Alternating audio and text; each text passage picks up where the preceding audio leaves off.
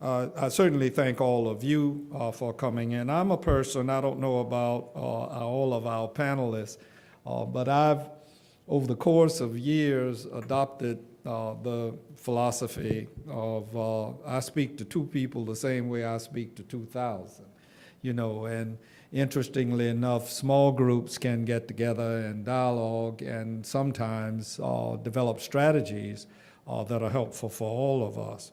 So I'm pleased to welcome you here to this forum entitled, "This Land is Your Land, Financial and Health Benefits of Government Land." I never go into these environmental fora without mentioning, as I did to Mr. Ned, my two good friends, Audrey and Frank Peterman, who have stayed at the forefront of issues pertaining to the environment. The very first time that I did an event at a workshop here during the foundation activities dealt with brownfields. And it's so interesting because 3 of those brownfields that we were supposed to be addressing there in Florida as well as elsewhere are still brownfields, and very little, if anything, has been done to mitigate the consequential damage that was caused by people who, like one is a former incinerator and landfill, and all of the people that did all of the polluting are long since gone and changed their structures, and so the community suffers. I'd like to extend a warm welcome to our moderator for this discussion, Ms. Hillary Patton, and to all of our distinguished panelists here with us today. I was talking with Michael Ned, and I see he brings a team with him from the Bureau of Land Management, Angelo Izzello, and Rue Mapp, and Enda Austin the third. How did you get to be the third? As you have a responsibility when they do you like that, when you're the first and the second and the third, you got to have a fourth. Yeah, as you know, this forum is going to focus on gaining a better understanding of publicly owned lands, such as national parks, forests, and other federally managed properties, and how these lands can benefit our communities economically and socially. And I know our heartfelt concern right now is for places in the Western Hemisphere, from Texas to Southwest Louisiana to Florida to the Caribbean, particularly the islands of Puerto Rico and the Virgin Islands, as well as Dominica and Antigua and Barbuda. We all suffer with them when we think about the devastation that they are dealing with. I was with Speaker Ryan day before yesterday in a flyover of Key West and the Keys, and much of the national park there in that area has suffered immeasurably. But then, you know, out of these things come other discussions. What happens in restoration and rehabilitation, and how do minorities factor in the business aspect of the cleanup and reconstruction? That's not our mission here today, but certainly something all of us should keep in our minds. In light of that, our discussion today could not be more important. Despite the positive economic, health, and environmental impact that public lands have, there is a wide gap among communities of color in taking advantage of these opportunities. Take, for example, the National Park Service. And I mentioned Frank and Audrey, who are leaders in the nation in trying to get the attention of African Americans and other minorities with reference to our national parks. In 2011, only 22% of visitors to our parks were minorities. We need to ensure that these benefits are available to all Americans. Unfortunately, this is not the case. As we see our country's demographics changing, however, we do not see this change reflected in those accessing our nation's parks and public lands, and be that access through employment or enjoyment. I took one of my grandchildren, this is not to a national facility, but to two facilities in Palm Beach County, and I've also ensured that she see the national treasure in Loxahatchee there in Florida. But just recently, I took her to Lion Country. I took two of my grandkids to Lion Country Safari and to the Palm Beach County Zoo. 3 weeks ago, I took her, and the zoo and Lion Country Safari suffered considerable damage. They're private entities, of course. But the thing that struck me was that there were no African Americans or Hispanics working at either of those facilities. And I particularly took note of that so that I could complain to their management that there is a paucity of involvement.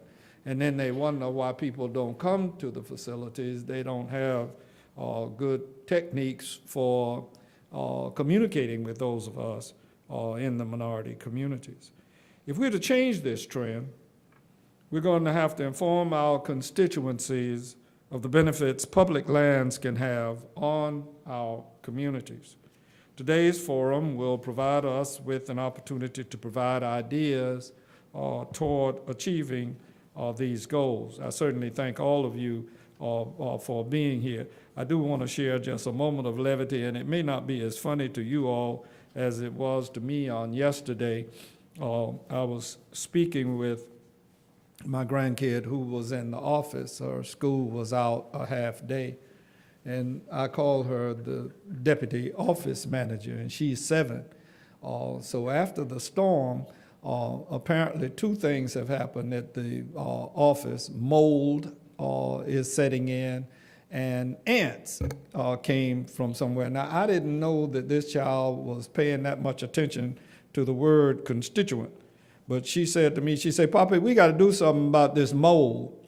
And she said, and I don't know whether you know, but we have ants here too. And I said, "Well, Corey, we'll get around to it." She said, "Listen, these ants must be our constituents, but I don't know what they want." No, I thought that was just absolutely too cute. But as I look at the handouts here, one word sticks out to me, a set of words. Lack of diversity in public lands, and then over here is $646 billion. That's where the action is, and that's where these panelists, I'm sure, will get us involved. I hope you all understand. I complained about the fact that there are too many things going on. Believe it or not, I have 2 more that I have to attend. I'm going to stay a while, but when you see me leave, it is not because of lack of concern. It is trying to filter around to a number of these activities.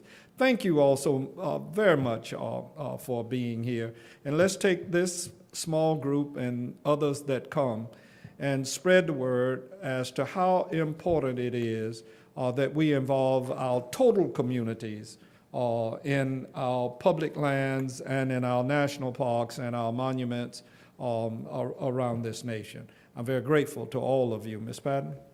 Okay.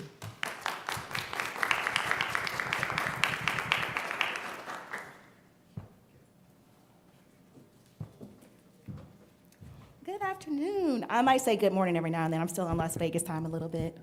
Thank you all for coming. Thank you to all the BLMers who are here. Thank you to everyone who is here. Thank you to my friend Cynthia for coming today.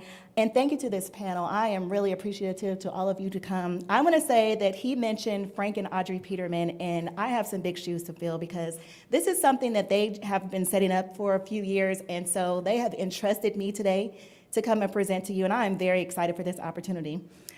I don't know if any of you have ever been to Las Vegas, but it can get a little windy. So on the takeoff yesterday, it was a little scary. But the only thing I kept thinking about is, oh, I'm so excited to go to this panel. So I was holding on like this. And the lady beside me was like, it's gonna be okay. And I was thinking like, ooh. But this is what kept me going, is just to be here today, and I'm so excited. Today we have 4 amazing people who are passionate and love the public lands, and they're doing all kinds of different things, and you all are in for a treat. So we want to do something a little bit different. Usually when you go to a panel, you'll have to sit and listen all day, and then you might have a chance to ask 2 questions. So we want you to participate. What we're going to do is I'm going to read a bio for each person. We're going to have them tell you a little bit about themselves, but we want you to interact with us as well, including the BLMers.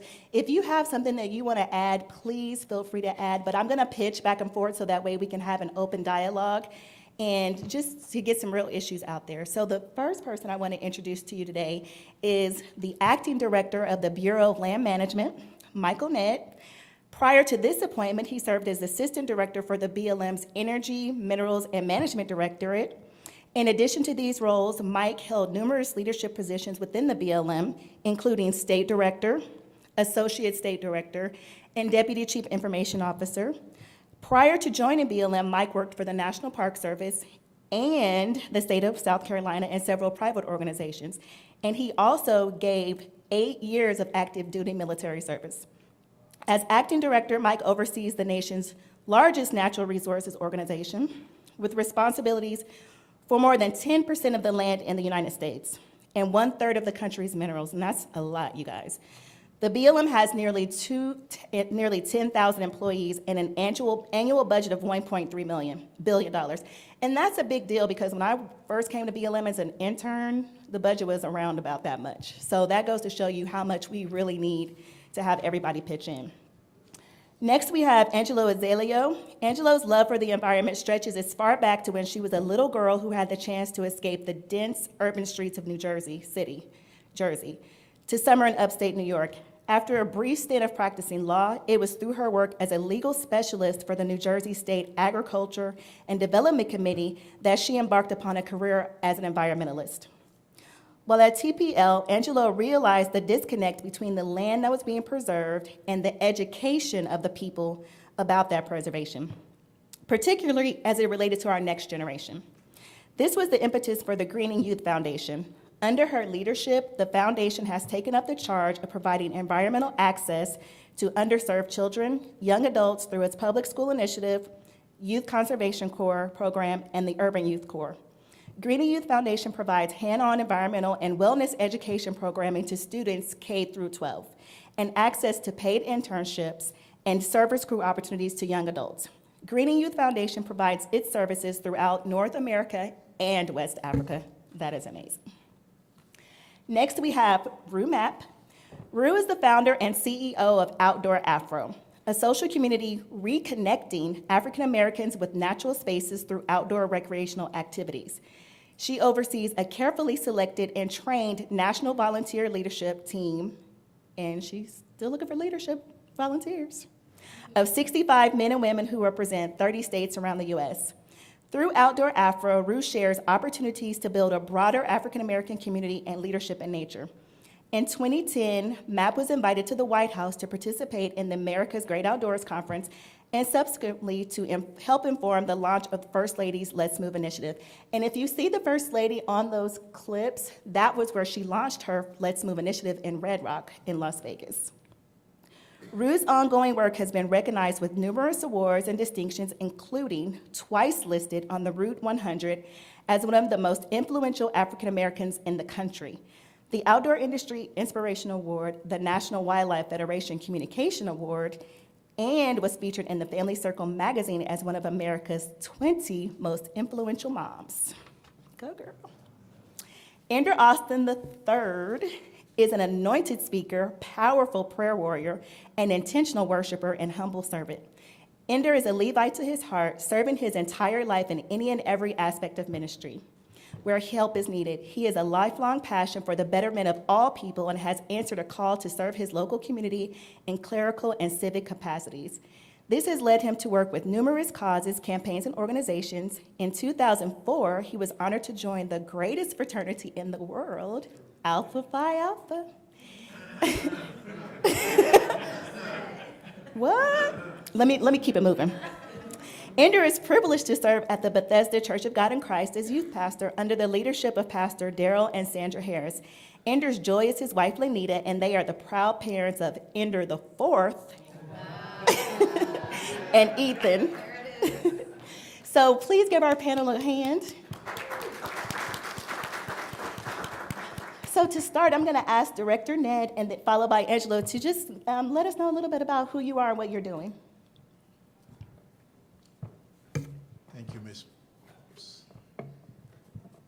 Thank you, Ms. Patton. Can you hear me there? Said no? Okay. Glad you can hear me. Appreciate the shout out there. Well, good afternoon, and certainly thank you for the introduction, Ms. Patton. It is certainly an honor and a privilege to be here today with you. The team today of And Still I Rise, that wonderful sonnet by Maya Angelou, couldn't be more timelier. And as issue of race and inequality are still at the forefront of our nation dialogue. But what I like is since the inception of 40 years ago, the Congressional Black Caucus Foundation has worked tirelessly to bring attention to and address to these issues which are still prevalent today. Today we focus on creating great opportunities for people or persons of color to excel in American workforce. The Bureau of Land Management provides many opportunities for individuals, companies, organizations, and local communities to do business with the federal government. The goods, these good paying jobs, as we would like to say, are not only in the outdoor recreation industry, but also in energy sector, such as renewable energy, oil, gas, and mining. Through our multiple use mission, which is to sustain the health, the diversity, and productivity of the public lands, not only for the future generation, but for present generation, the BLM is committed to creating a workforce that represents the faces of America. Over the past 8 months, the Secretary of the Interior, Ryan Zinke, has been laying out his priorities. In the BLM, these priorities are reflected through 5 overarching themes: supporting energy independence through environmentally responsible development, promoting conservation through stewardship conservation, making America safe through effective border management, promoting jobs on working landscape, and serving the American people by being a good neighbor. Prior to being a part of being a good neighbor is making sure that we continue to provide opportunities in state with BLM managed public land. As acting director, I have the privilege of overseeing the nation's largest natural resource organization, which manages, as Ms. Patton said, 10% of the US acreage for the benefit of all people. BLM manages more than 245 million acres of land, more than any other federal agency.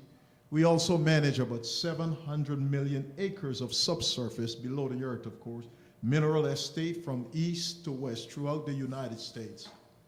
In fiscal year 2016, our year began 1 October to September, the diverse activity authorized on BLM managed land generates $75 billion in economic output throughout the country, more than any other agency within the Department of the Interior.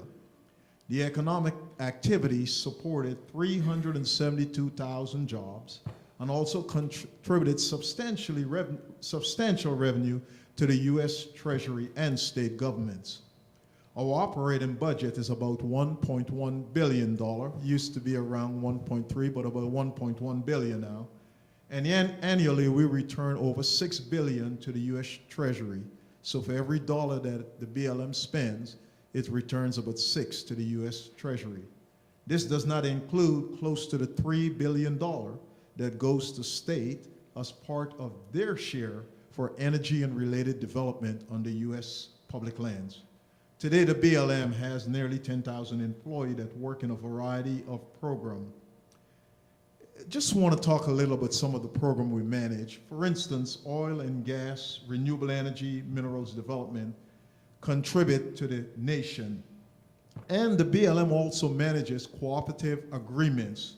Through cooperative agreements, BLM is able to employ or partner with agency for youth-type initiative, public lands management, and to also gentle wild horse and burro for adoption or to take part in studies on the land. For example, in the energy arena, we have oil and gas lease sale, and almost anyone can bid for a lease, mostly today by companies, but in fiscal year 2016, oil and gas development on public land generated about $42 billion in total economic output. Of course, if one is interested in a career in the Bureau of Land Management, especially in the oil and gas, we hire people in a variety of areas such as petroleum engineers, petroleum technician, natural resource specialists. The process we use for leasing is very simple. We will generate lands that would be offered for nomination, and an individual can bid on those lands, and after successfully winning that lease, they have the right for the next 10 years to develop that land. If they do discover oil and gas, the lease would stay in effect in perpetuity as long as it's producing. The BLM also takes part in minerals development. The mining industry offers a series of nationwide benefits for our community. It not only provides jobs and economic activity, but on the nation public lands, there is things like diamond, gold, silver, copper, lead, uranium, salt, sodium, phosphate, just about everything that touch parts of our life. Mining is one of those activity or program that can be done by both company and small miners. For example, one does not need to be a mining company to apply for a mining permit.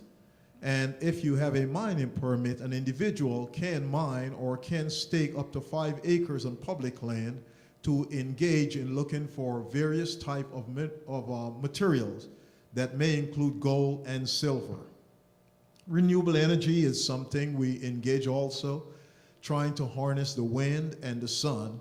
And so the BLM has been working very hard, especially in the western state, to permit renewable energy. Renewable energy brought in more than $1 billion in economic output in 2016 and supported about 7,000 jobs. But the BLM workforce is the one I would like to, well, before I do that, recreational activity. On the BLM land, we are able to present opportunities for individuals to recreate. As I like to say, the Park Service and the Fish and Wildlife and other agencies do offer recreational activity. But BLM offers a big sandbox of about 245 million acres, or about 100 million acres, that one can get out and have recreational opportunity. We partner with states and local government agencies and other type conservation organizations to help people connect with nature through recreation. BLM public lands are recognized as America's Great Outdoor. We offer more recreational opportunity than any other federal agency. And there is something for everyone. We have everything from camping, hunting, fishing, and horseback riding, to boating, whitewater rafting, off-highway vehicle driving, and many, many more. And so in the BLM, it's an organization that filled of various activity with a workforce of 10,000. I must admit, one of the areas that continue to be a challenge for the BLM is to recruit and retain a workforce that looks like the face of America. In our diversity area, we have about 5% of the employees that is of African American descendant. We have about 7% Hispanic, 3% Asian American, 2% Asian Indian, and about 83% of Caucasian. The BLM continue to look at ways to engage with the public. We continue to look for ways to engage in recruiting a diverse environment. And so as we continue, we're using individuals like you will hear from some of the panel here to see how we can bring a diverse workforce. So again, thank you for the opportunity to present before you. And in BLM, we like to say we're 10,000 strong.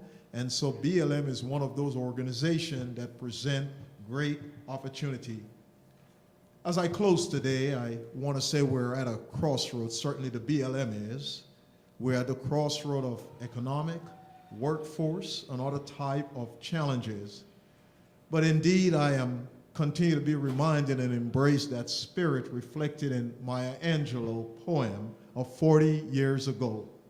She said, "Leaving behind nights of terror and fear, I rise.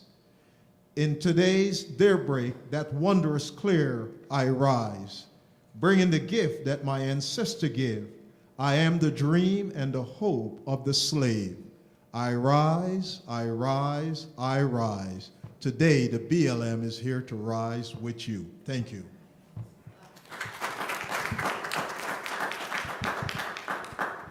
Thank you so much, Michael, and just for sharing Maya Angelou's words, and because that's my namesake, so I feel very special to be on stage today and here at this conference because of the theme, for many reasons, but mainly because of that theme and how powerful she is and the impact she's had on my life. And I'd like to thank our moderator and congressman. I think he left. He must have gone to one of his other sessions. And our guests and panelists here. And just to give a little bit of background information about who I am and Greenies Youth Foundation, because I know we'd like to get to the others and get some questions in. Just, I am a trained attorney. So the question is, how did I find myself here? Why am I doing this work? And if you talk to a lot of people in the doing work in this environmental sector, you'll probably find that it's because of an experience they had with nature, with the outdoors at a young age. So that's exactly what happened with me. I grew up in upstate. I grew up in Jersey City, New Jersey, but my parents had a home in upstate New York. And I swear that home and that forested land is really what shaped who I am today because of the transformative experiences that happened there. So fast forward, I go off to school and law school and all this. So I really, at Greenies Youth Foundation and myself, I spend a lot of time looking at the intersectionality of the under and unemployment of Black and brown youth, as well as a lot of the environmental degradation that's going on today, and the fact that the environmental sector is extremely homogenous and is probably one of the most homogenous and segregated fields that there are today that's out there.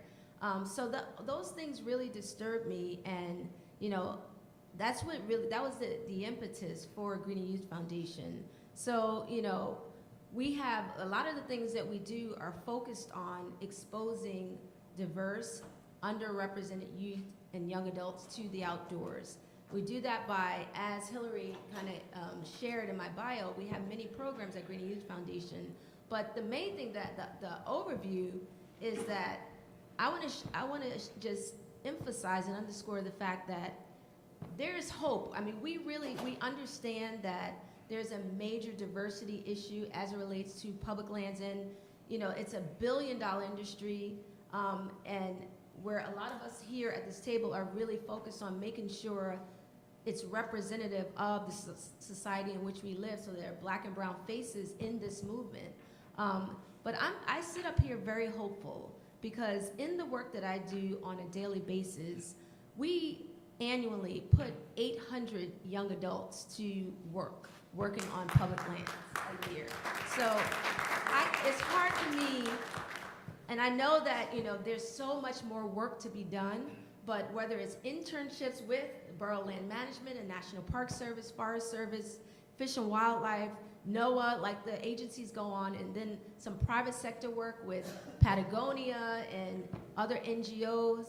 and service crew work with our Urban Youth Corps, because we do understand that it's not just the college students that we're trying to reach and connect to the outdoors. So through our Urban Youth Corps program, we're focused on engaging perhaps those young people that didn't go to college, that needed another pathway, career trajectory for themselves. So they wanted to be outdoors, and they wanted to learn skills and have a trade that would put them to work on projects outdoors. So I'll talk a little bit more about that, but you know, like I said, I'm very, very hopeful, because I know the fact that we are sitting up here, and I know these panelists are very focused on it and are very intentional. You know, there's Kevin Bryan out there with the Next 100 Coalition. It's a group of organizations that have come together to address this very issue. I believe that we're going to continue to rise, and we just will do it collectively. Thank you so much. I am just sitting here as not only a participant or a panelist, but also a participant, and I'm just getting my soul fed through all of these words. So I just want to, again, echo gratitude for the organizers of this discussion that we're having, our illustrious facilitator, director, and Angelou.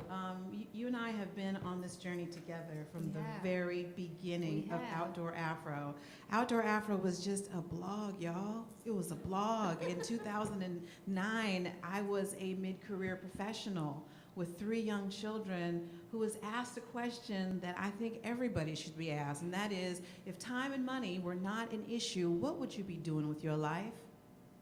And I opened my mouth and my life fell out.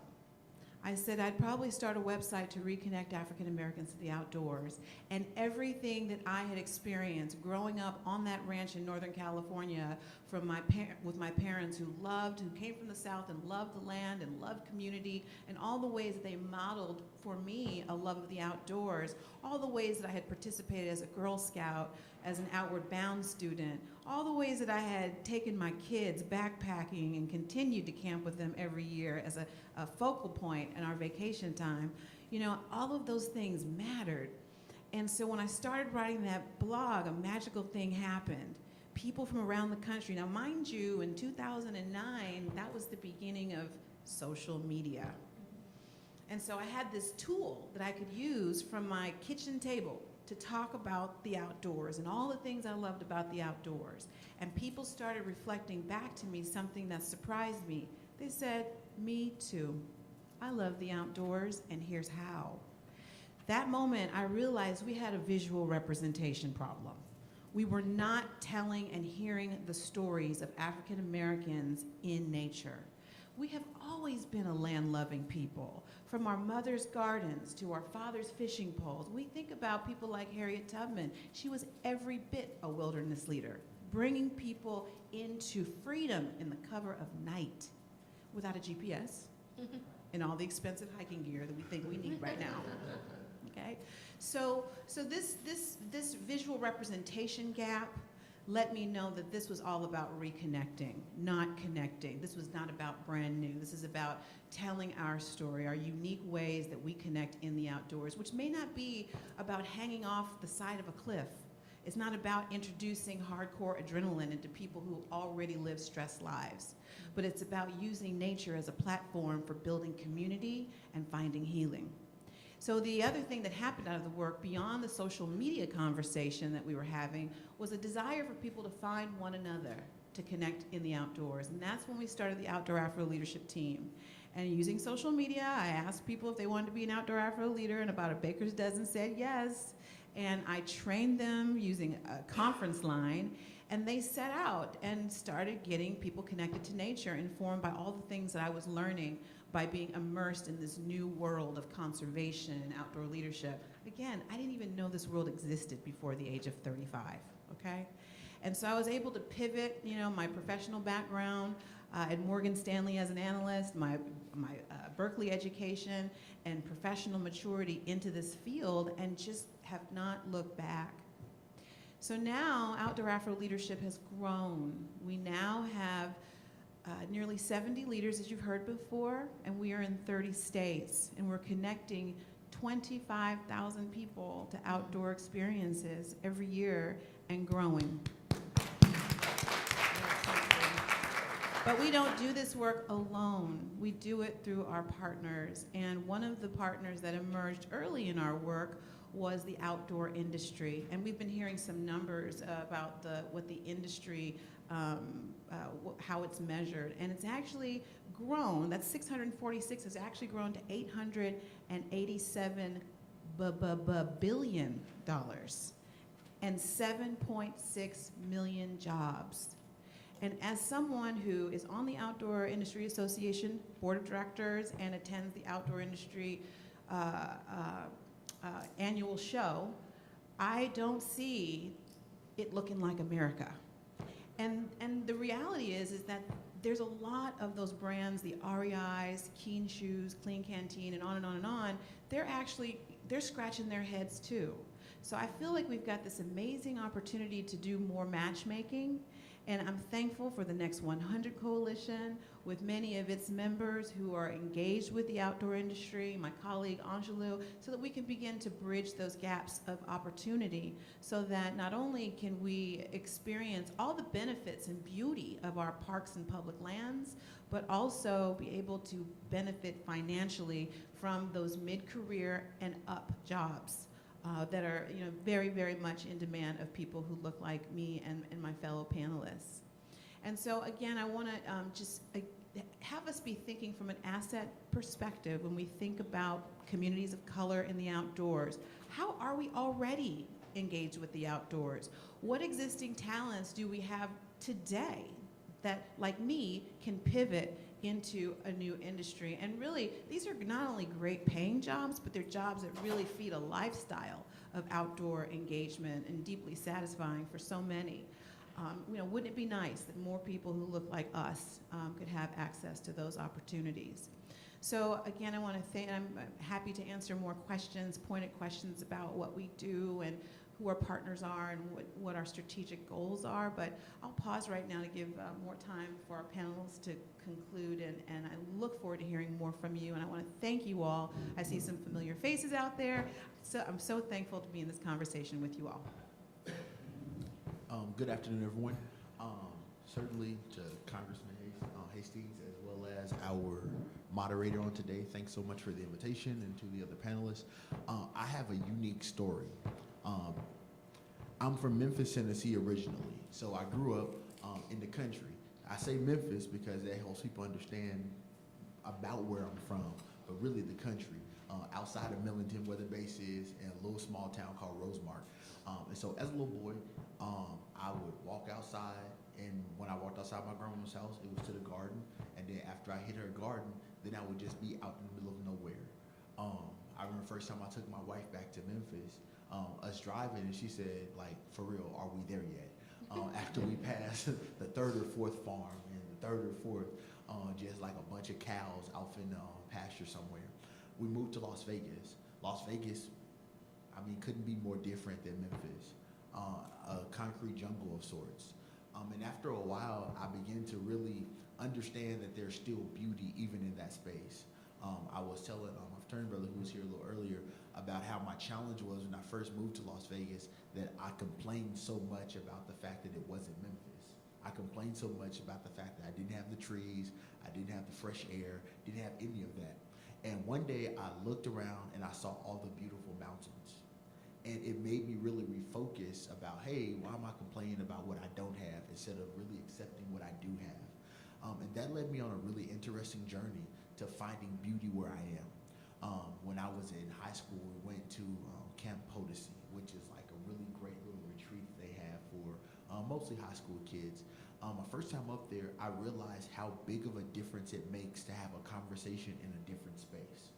Having a conversation in a classroom at school or having a conversation at a rec center versus having it on a mountain where you're secluded really changes the way that you perceive and changes the way you hear things. So that led me in my journey as a youth pastor to really figure out how I can properly equip these kids to have great coping skills for life. And a part of that salad bowl of ideas included making sure that these kids are able to get outside of Las Vegas, what was commonly thought of as Las Vegas, the Strip, and really experiencing things on a different wavelength. that really trickled down into my marriage, as well as how me and my wife interact with our kids. We have a 5 and 2-year-old. They're amazing. And with raising a 5 and 2-year-old, how do I help them to experience something different? Something different than what all their friends are going to do every weekend, because it's great to go to the parks that are within the city, but I grew up in a park wasn't just a playground. It was more than just like having a swing. A park was somewhere I could run forever and get into the woods and climb if I wanted to, whatever the case may be. And so really taking my children at a young age and instilling in them what it's like to have something different. Because different isn't always bad, it's just different. And really instilling in them how really they can get to a different place and experience something. They don't have to follow everyone else's path for recreation. They don't have to follow everyone else's path for what a fun Saturday is.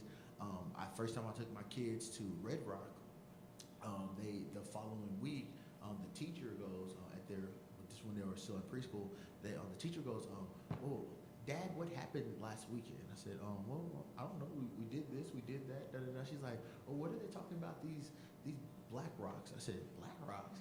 I said, "Oh, went to Red Rock." And she said, "Oh." So that's why all the kids in my class want to go to a field trip on Black Rock now. I was like, well, I think I've done my job. We need to help them with branding a little bit, but definitely helping them to really spread the message that there's something different than going to Chuck E. Cheese on Saturday. So I think that's why I'm here to talk. And so I'm looking forward to the conversation. Okay, thank you so much. I'm going to tell you guys a little bit about myself. So this is like a full circle moment for me because I actually started my career off as a summer intern at BLM a couple of years ago. And I see my friend Crystal here, who was a BLM intern as well. Thank you for coming.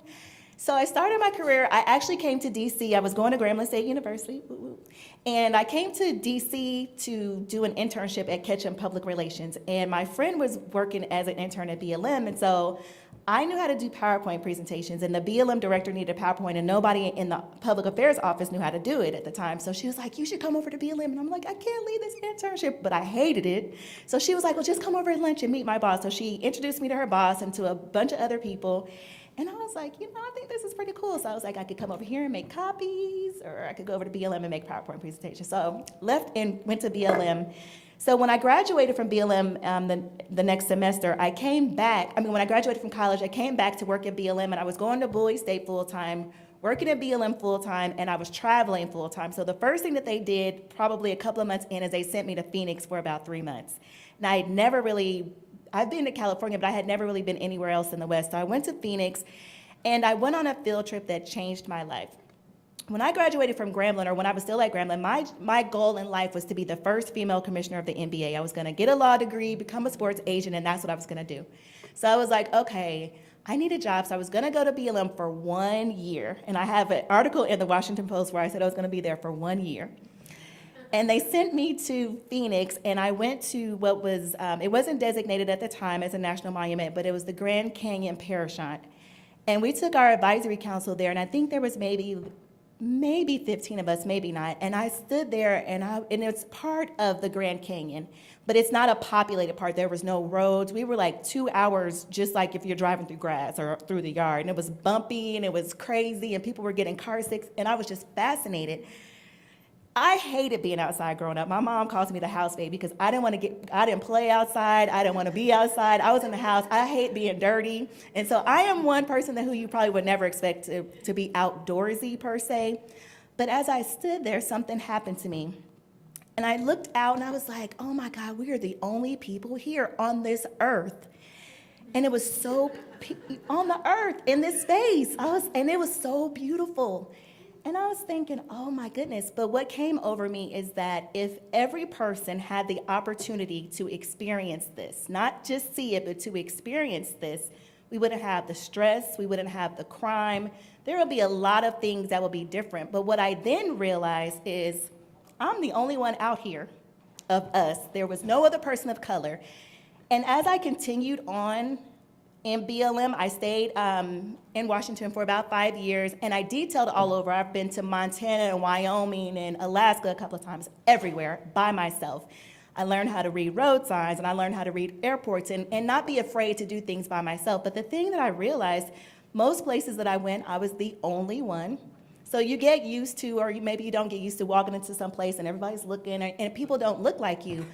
But the one thing that we all have in common is that we all share this planet. We all share this country. And I remember, I always ask people, how did you become outdoorsy? How did you get into that? And most people will say, well, when I grew up, my family didn't have a lot of money, so we went camping and we went on the public lands, or that's just what they love to do. But I know most of us can attest to our vacations are going to visit your grandma somewhere or some other family. So I had family, my dad's family is from Indiana, my mom's family is from Texas. So that was our vacations. And then we did do some different things at church, but I had never even heard of the Bureau of Land Management until I came to DC. I'd heard of the Forest Service because of cartoons and things like that, but I think, but I grew up in Kansas, flat. So there's no mountains, there's no big bodies of water, there's really nothing to look at, so nature wasn't a thing. And I remember some of the white kids in high school, like during spring break, they would come back with the ski goggles, so they would go skiing and stuff, but that just wasn't our thing. It wasn't because it's not something that we didn't want to do, it was just we weren't aware.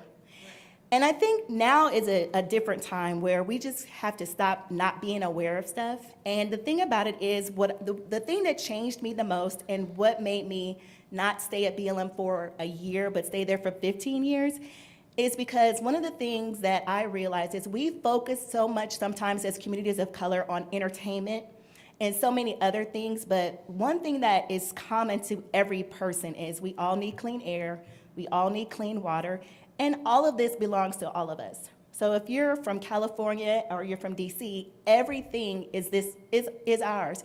And as a kid, I remember in the first grade learning this land is your land. So that always stuck to me. Even though I didn't want to be outside, the BLM forced me to be kind of outdoorsy. Because as a public affairs specialist, you had to know about everything. And as I furthered my career, I left DC and I went to Colorado. And then I ended up in Nevada. And I have hiked and done a whole bunch of things that I never thought I would do. But one of the things that I learned is that not only is it good for your soul to be out and about and seen, but there is some money to be made. So in Nevada, when I first came in 2005, we were in the midst of a huge boom. We were one of the fastest growing cities. We had hundreds of people moving there every day. And if you've been to Vegas in a while, and if you went like 20 years ago, it was a very small place. Now it's huge. We have over 2 million people.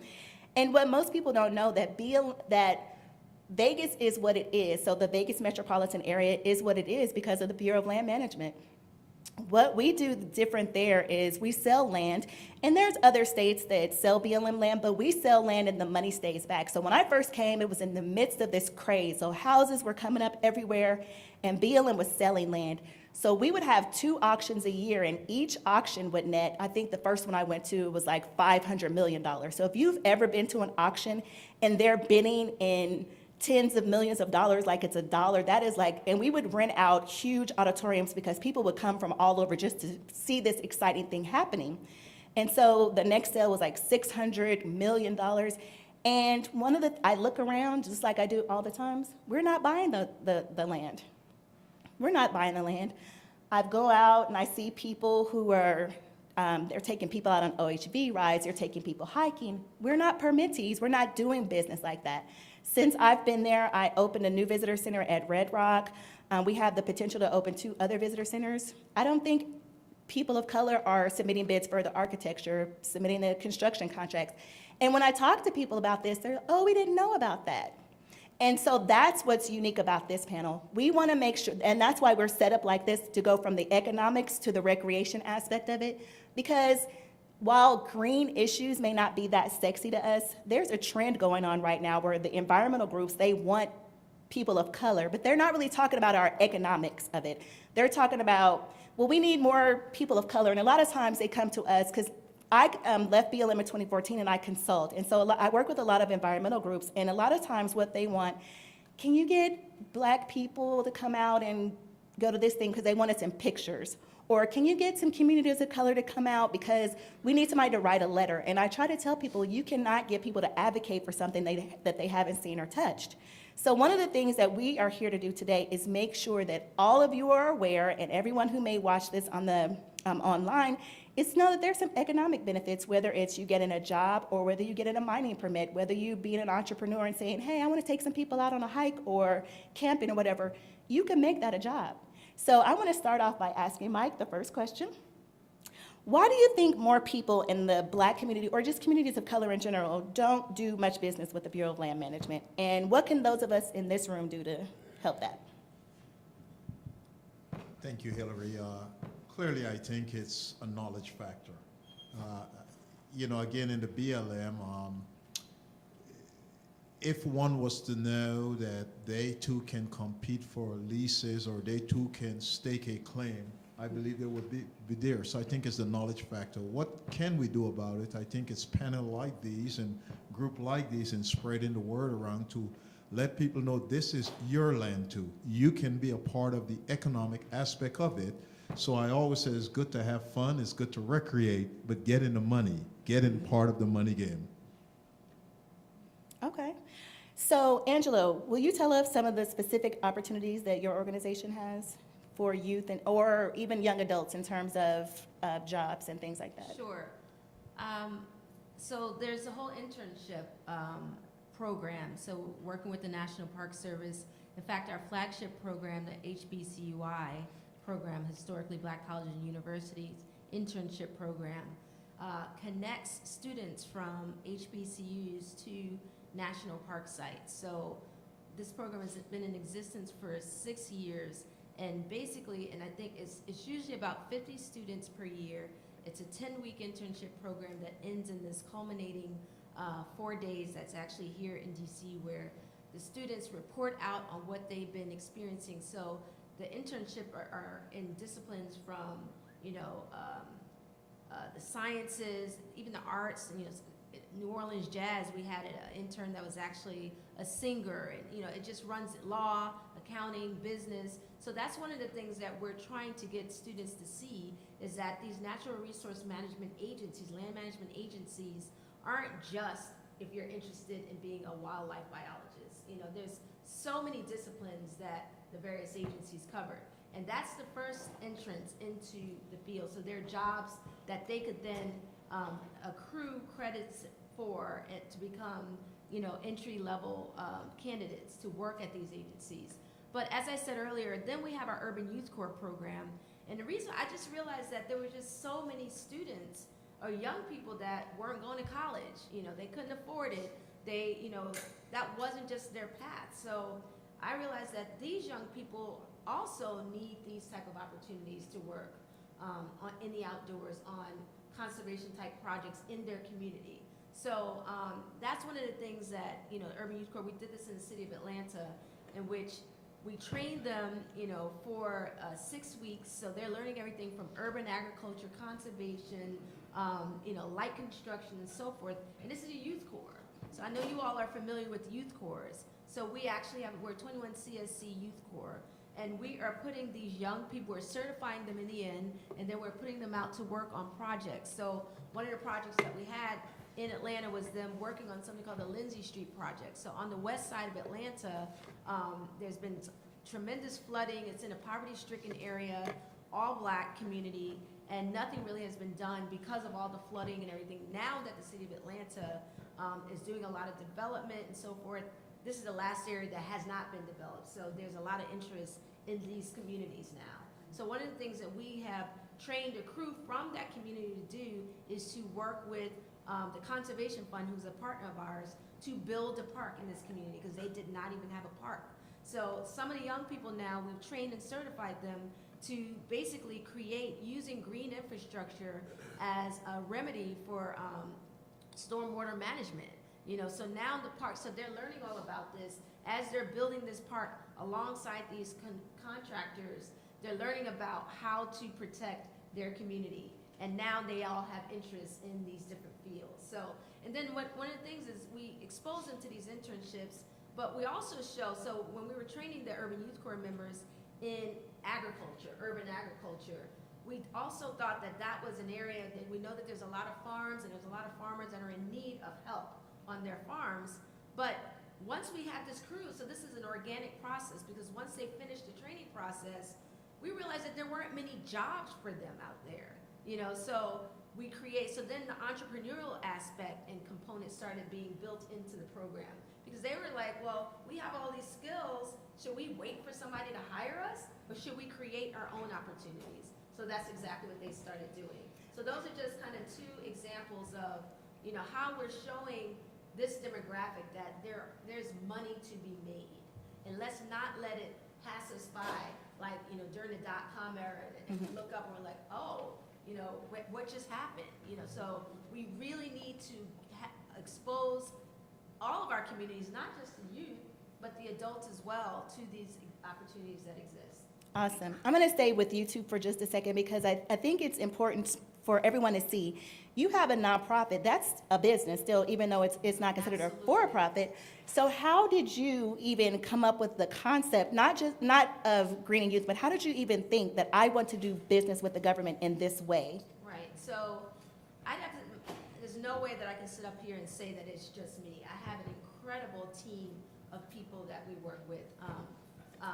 James, who happens to be my husband, is an extremely brilliant business-minded person.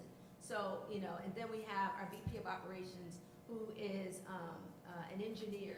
So, we basically, this is all our second and third careers in some cases, but we're all just very passionate about it. So we realize that a business structure, and Rue and I talk about this all the time, how nonprofits, especially nonprofits in our communities, they're very passionate, and that we all understand the mission, it's very mission driven, but what's the sustainability component of it? How are you making money to keep the lights on? You're very passionate about it, but how are you paying your bills so that you can keep doing this work? How are you eating? So it was very important for us when we were building this, and this is our 10th year, so I'm very proud of that. So it was very important for us to build a business model that was sustaining and, that was, so basically we're a fee for service. That's the model that we have. So it took a lot, and I think, I really feel like I'm being led because the fact that I'm a lawyer, my husband is a lawyer, it allowed us to be able to read through all the different laws and things that we had to do to even apply to be a cooperative agreement holder. It's not for, you gotta put on your big girl pants and, to actually be able to sift through all of that and apply and have these contracts with the government. So we were able to do that, and once we got it down, then we realized that this is a service that we can provide and be paid for. So it's not a charity. We're saying you all are in need of workers. You are in need of diverse workers. We have an army full of young people that we have trained, and they happen to be diverse. So you need to pay us for, and we will do the management for them. For these agencies, we will do all of the HR type work. We provide, payroll, all of that. So that becomes the package that we give to our partners. So when we talked about the BLM's budget, that is a big deal because when budgets stay flat, it's almost like your budget has declined over years. And when I started a little while ago with BLM, the budget has pretty much been static. So whenever you see anything going on in the world, if we start a new war, we do anything, natural resource agencies are usually the first to get a hit. So it's really important to have organizations that can help fill in those gaps and partner with the agencies. That's why this awareness is so incredible. So Angela, you mentioned the entrepreneurial aspect, and I know Mike and we talked about this earlier today. Talk about some of the things that an entrepreneur, so if you like to go out and you like to hike or you like to do anything, you're an architect, you're a contractor, whatever, what are some of the opportunities that people in this room can explore or tell family and friends about? Well, clearly, one of the things I like to say on the recreational side, outfitters. On BLM, we have outfitters who may be a guide that takes you on a recreational or a whitewater rafting or a hiking.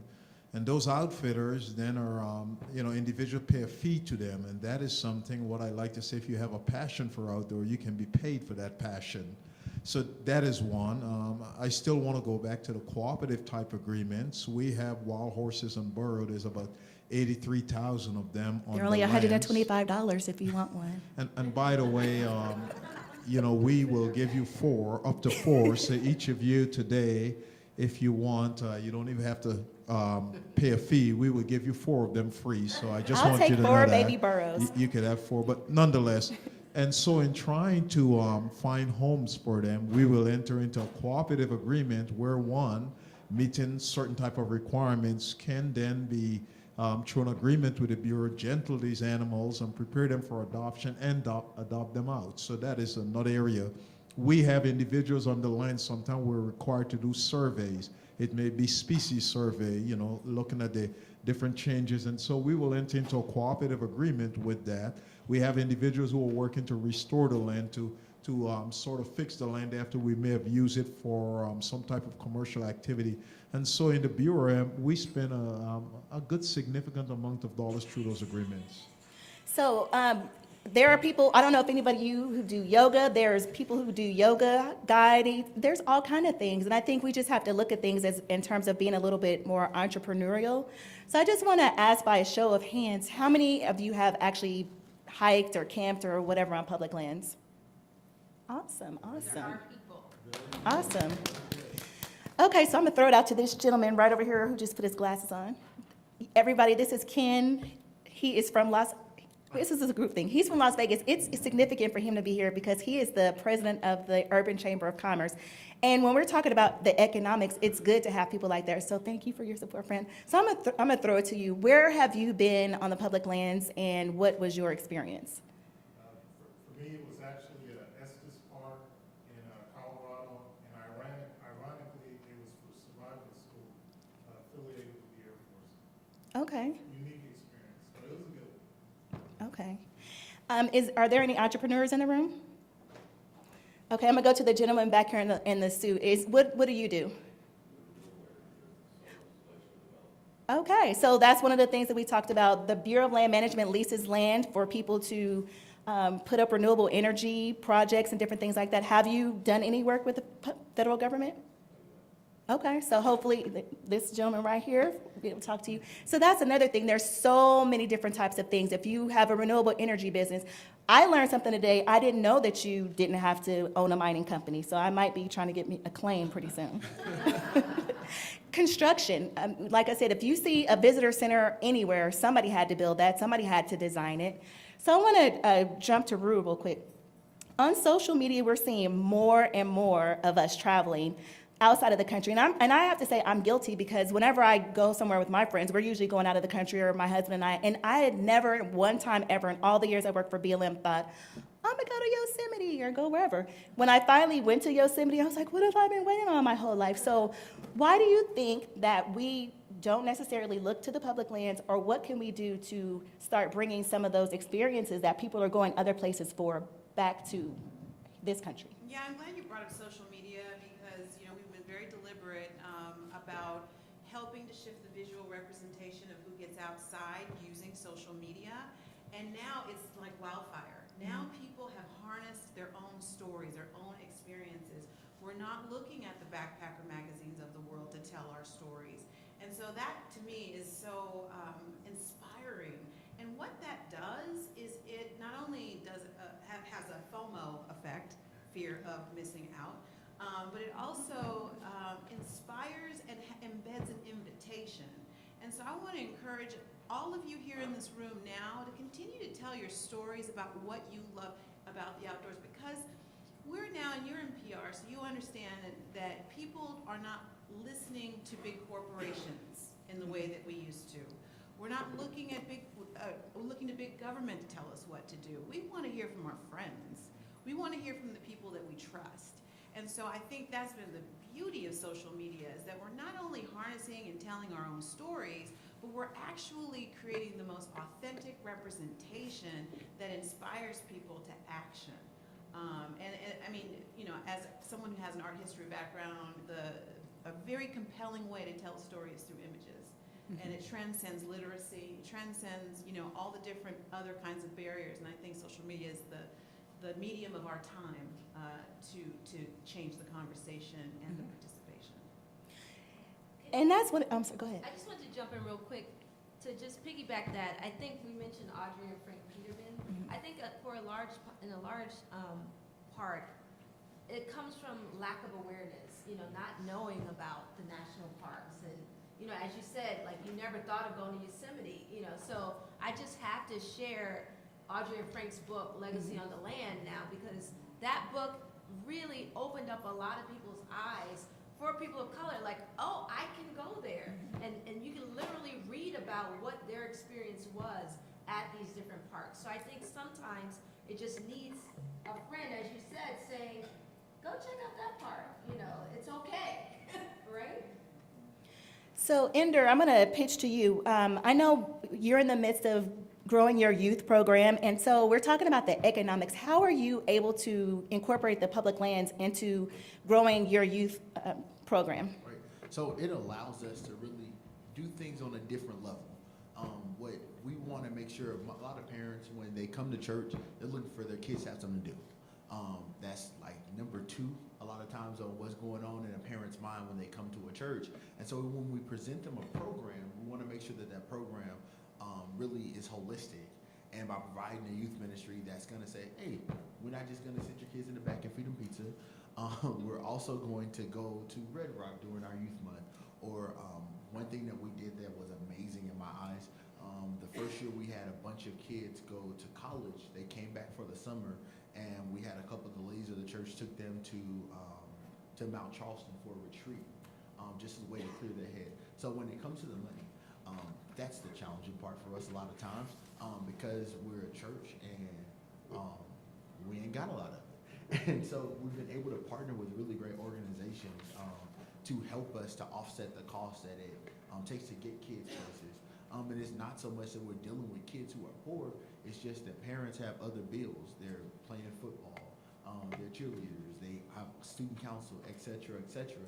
And so asking them for another $75 every time we want to do something is challenging. So one group that's been really great and helping us some on tomorrow, Outdoors Las Vegas. Is it Outdoors Las Vegas or the Valley? They changed their name. At any rate, they've been really instrumental in making sure that we have funding to get where we need to go. And so what's good for them is that they're able to really get the pictures, and they're able to really be able to expand the people who they serve for that foundation. What's good for us is that I don't have to beg parents for $50 again to rent a van or whatever the case may be. And the goal long term is to make sure that we have such a good representation that we have kids organizing for themselves. One thing a quote that sticks with me for my life, Chris Rock said that if he would have known that his great-great-great-uncle was one of the first U.S. senators, he would have been the first black president. Mind you, this is before President Obama's era. He said he would have been the first black president. He said, there's a lot of times there are things that we don't do well or we don't do at all because we didn't know what was possible for us. So by exposing my kids, not just my natural kids, my kids in ministry, by exposing them to public lands, it sets them up to really be able to introduce them to, hey, Bureau of Land Management has X, Y, and Z going on. One of the kids, we took him hiking once, and he loved it. So now we're able to say, yo, you can be an outfitter. I learned a new word. You can be an outfitter, and you can help guide folks when they want to go rock climbing. So I'm going to throw this out to any of the panelists. You talked about working with some of the environmental groups, and before I said that there is a trend in diversity and they're trying to get more people, but historically a lot of these types of groups have been white organizations. So do you know of any communities of color who have these types of organizations that can help fund, or how do we go about starting our own types of organizations that can fundraise and get money and help to fund some of these activities that we're trying to do? So maybe Rude, do you have any? Yeah, that's essentially how Outdoor Afro is modeled. We are dedicated to partnering with churches and outfitters and some of the mainstream nonprofits to add capacity in a variety of different ways. And I really, as I said before, the way that we're going to crack this nut is through partnerships, because not one organization is going to be able to do all things. Right. Some organizations are strong fundraisers. Some organizations are, they may have a deep conservation environmental bench. Also, we've got to talk to our policy folks, the folks who can actually help us and socialize those messages that we need to embed in our communities around protection and stewardship. And so that's the only way that we've been able to grow, is by making sure that we provide that access. And for Outdoor Afro, we have all of our events be free. But you better believe, I'm going to the foundations, and I'm saying, this is the impact that we can have, and this is, and I love fundraising, by the way, and so I'm happy to be stand in that gap for communities that look like me, and especially our faith-based communities. So I'm excited. We have a couple of questions, but I want you to hold this thought. You talked about the foundations, and I want to find out how we can get plugged into those foundations and what else we need to do. So we're going to start here and go this way. So I just want to make a comment first of all, I want to thank you for your work in relation to making sure that, youth are engaged in these careers. I think that there's a critical piece that we are missing as we all look at this as an opportunity because there is an economic component. It's a huge economic opportunity. Like you talked about, this land is our land, it's your land. And with that, these organizations that are out there currently are capitalizing on us. And we need to stop allowing that to happen. It's important that we understand the value that we bring to those conversations. There's an organization called Greenies 2.0 that is targeted for trying to diversify these organizations in their leadership. But at the same time, I think it's important that we start to make sure that they start to invest in us, in your organization, and the other organizations that are at the table here, so that we can start to stand up on our own. I was brought in by the Sierra Club after a national party, the group, the leadership team, to kind of help them with their diversity process. And I told them, I said, look, and I told Michael Bruner, the executive team, I said, look, what you need to do is get a few of these African American men and some of these other communities of color engaged in this conversation. You need to invest in it. Because for someone to come, and I told their whole leadership team just like this, I said, for someone to come and be a part of this organization that's 100 plus years old, and we know what was going on 100 plus years ago, it's kind of a smack in the face. Okay? So I need you, and I told him and his team, I need you all to start targeting some of these organizations that are out there doing this work so that you can invest in them and get things here. So he mentioned Green 2.0. So if any of you have any organizations, that's another group. And like he was saying, he's already had the conversation about how they need to invest in these organizations. So that's what he means. You have these types of organizations. We need to invest in those, and we need to also create opportunities for them to invest. So I'm going to come back over to you. Then, Rue, what were you going to say? Really quick, I just want you to know Mike Brune is on my board of directors. And I reached out to him. He and I, we went to the ARC together as someone I really know and trust.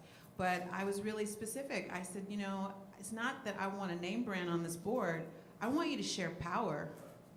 I want you to share power, and I want you to open doors to the networks that will support funding. That's the way, and that to me is real reciprocity. It's not about me serving on their board, but it's about you coming and bringing some of that power and privilege over on this side. I'm sorry? Oh, he gets it. Yeah, he gets it, and he's happy to serve on the board, and we're happy to have him.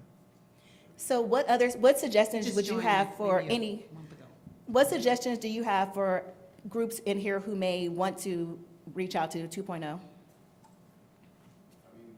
the big thing, I don't really come here to talk, right? So No, we're all in this together. I guess that the recommendation that I would have is to build the coalition, show the numbers, right? And show them the impact, do the study on the front side, so you can show them this.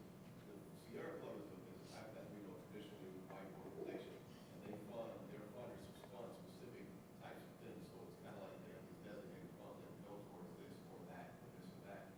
Well, the problem is that we know that the numbers of diverse populations are increasing in this country, and if they really care about the way that the land is, and the air, and all this other stuff that they see, and we all see as a value add, they need to start investing. Right? Yes. And we need to tell them to stop segregating those funds for explicitly what those donors want to target for. We need to put those folks on the spot and say, if you want to release your work of saving the environment, or you don't. Because without us, you're not going to do it. And the way I explain these things when I'm on these panels, because I've done these things too, is this right here. Because this is the triangular financial structure of the country. And the top 1% control most of everything. You've got the middle class that control. But then the base of the triangle is the broadest, and that's the communities of color, right? Those are the poor, the black, and the brown people. And if you can show them an opportunity financially how they'll benefit, they'll become a good student. They'll become an individual that believes in climate change, and they'll put that on the front side of their mind as they're earning an income through that process. Absolutely. And mentioned that we have to start coming together, you know, as these different organizations, because you're right, an attempt is often made to kind of separate out and, you know, Rue, you do this, and, you know, so Kevin, can you speak to Next 100 Coalition? Yeah, so the Next 100 Coalition, which Matt Outdoor Agro, Angela Zito, Green Youth, and Hillary Patton, and Zinke are all members of this group. It's about 45 members strong that are looking at their primarily people of color organizations, looking at these issues of creating a more diverse and inclusive culture and approach to how we manage, protect, and connect to our public land. That's what we're about. And so a lot of our engagement with Frank Martin Peter, because of the Next 100 Coalition, we are having conversations as we speak. There are folks scattered around this room, some of those mainstream, traditional environmental organizations. They're scattered about this room. We're having conversations with them. So some of these things you're talking about, we're trying to work with change. We'd love to get you engaged with us in those conversations. So feed us. Tell us what those kinds of things, how we need to keep those conversations going. That stuff is, we're trying to make that happen. And we're gonna need everybody pulling together to help us move forward. So thank you. Thank you. Okay, we're going to go here and then here. Thank you. I'm currently the executive officer here in the district for Adjudicating Youth. I live in Washington, D.C. as well. And so my question would be, this is fantastic, but as he talks about the base of that pyramid, I'm just curious as to, I actually work with young people who have literally never been out of their neighborhood. Like, I mean, right here in the district, I go to right in the nation's capital. There's areas totally very familiar, like southeast DC. They don't have clues to what Northwest looks like in this city.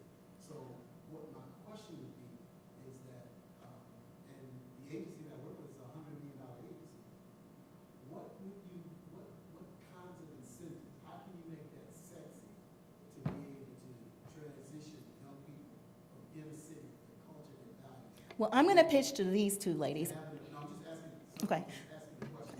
I'm going to pitch to them, but I will say this, and I totally get what you're saying about the kids in the district. Las Vegas is a valley. We have public lands all around, opportunities, and we have brought kids out who have never stepped, like you said, outside of their neighborhood. So thank you for that question. I'm going to let these two ladies, and Ender, if you want to jump in. Yeah, one of the things that we found was so important was to have leadership that looks like the community. And so, having people, outdoor Afro leaders who are embedded, already like recruited from the communities where people who look like us live is everything. It's really tough for outsiders, and they want to, but they don't have the cultural competency. They don't have the trust of the community. Parents are not going to let their young kids, their daughters, their son go run off and be a part of a camping trip with people who don't look like them, who don't serve the food that they understand. I mean, there's so many different levels of cultural competency that they can't be learned, they just are. And so for me, it's about making sure, and that's one of the biggest focus areas of Outdoor Afro, is not just how many people can we get on a trail, but how can we put people in positions of leadership and influence. And it's through the leadership and the amplification. Like, interestingly enough, for us, the target demographic, or the demographic that emerged as the largest, were African American women between the ages of 35 and 44, who have been completely ignored from this conversation. But she's a special one in that she brings the children, she brings grandma, she brings her partner, and so she's an amplifier. So through that one person, you've got someone on that trip who has the trust and the competency, and who can partner with the other leadership to create an opportunity that feels not only inspiring but safe for people. And if I could add in response to your point, I think that while it's important to stress what a young person gets out of a volunteer experience, I think that we really are missing the mark if that's how we attempt to engage young people of color initially in the outdoors. You have, the way we do it at Greenies Youth Foundation and other examples of where the engagement is successful is by jobs, by giving them income, money.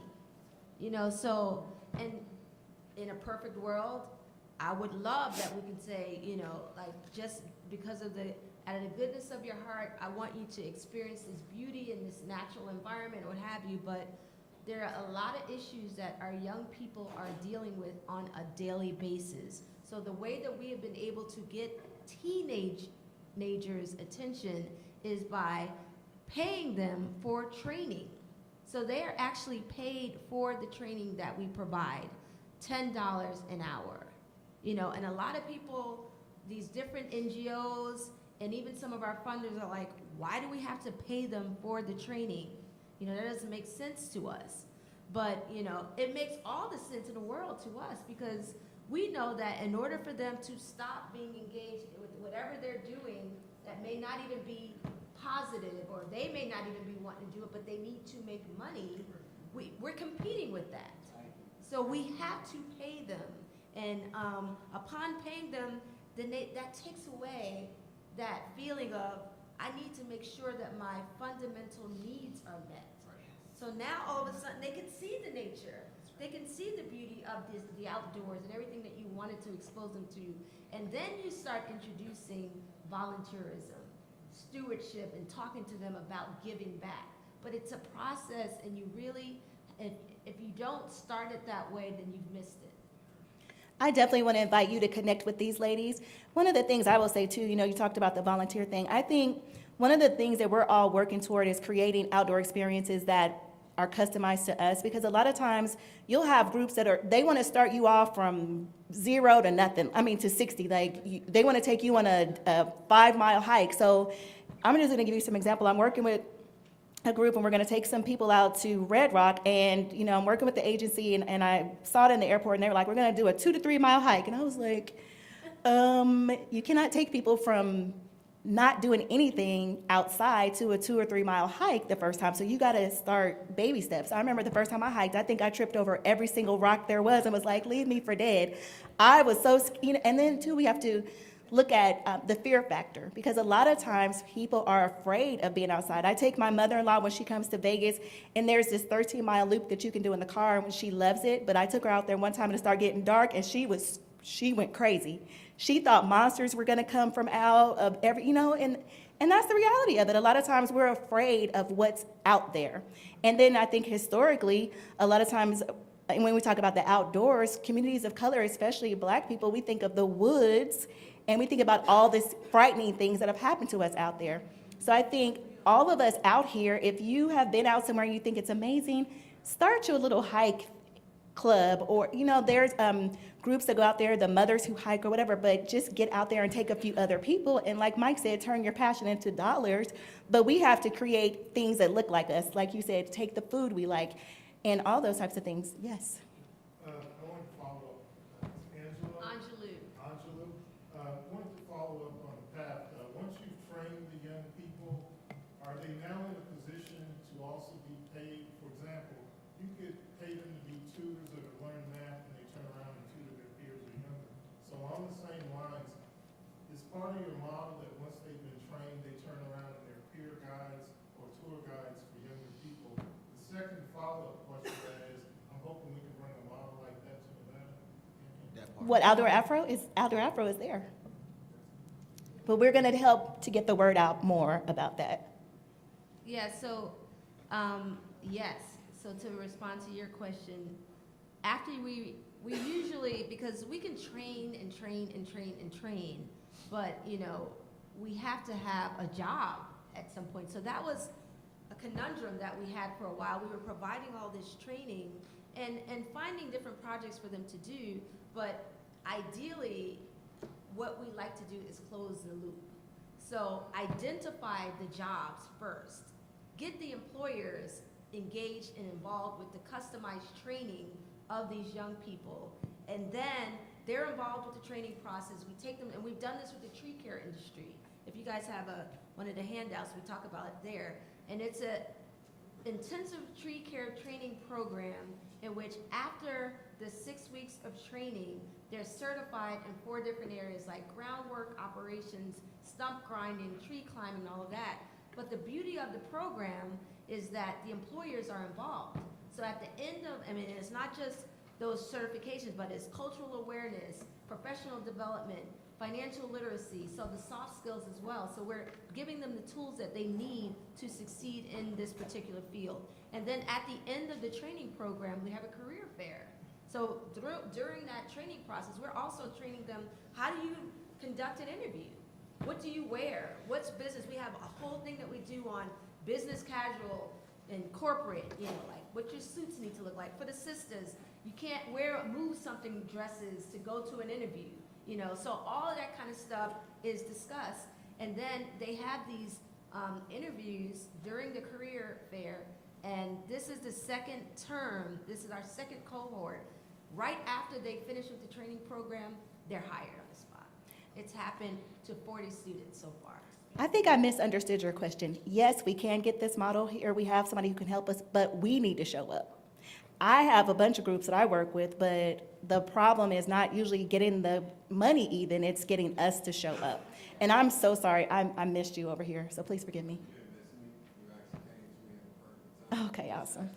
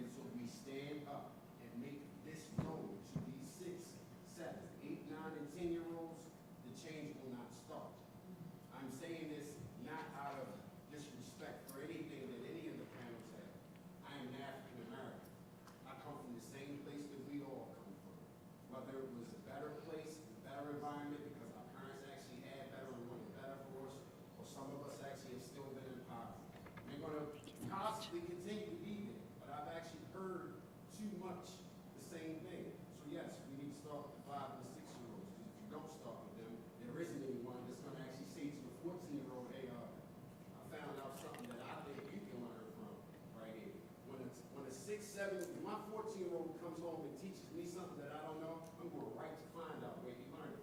Then I'm going to experience it for myself. So all the panelists, any one of them that actually were over 30 years of age, first time they stepped outside of the natural setting, anyone who was a child and actually just reconnected with the natural setting, it was already there. You know, you've seen it. You visualize it on TV, you only got to see it on TV. That's not for me. I'll never get to that. We need to change that mindset for the 5, 6, 7, 8, 9, 10-year-olds. This is where the problems really start.